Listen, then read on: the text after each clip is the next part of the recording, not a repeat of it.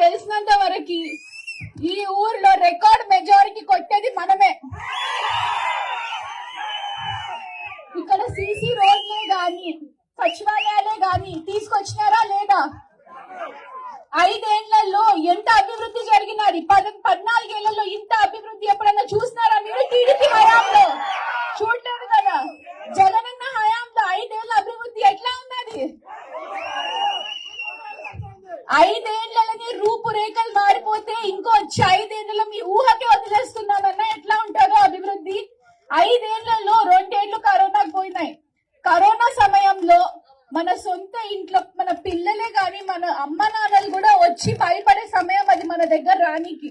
Volunteer సంస్థ పెట్టి ఇంటింటికి పెన్షన్లు ఇచ్చినారా లేదా? అమ్మ ఒడి పడిందా లేదా? చెయ్యి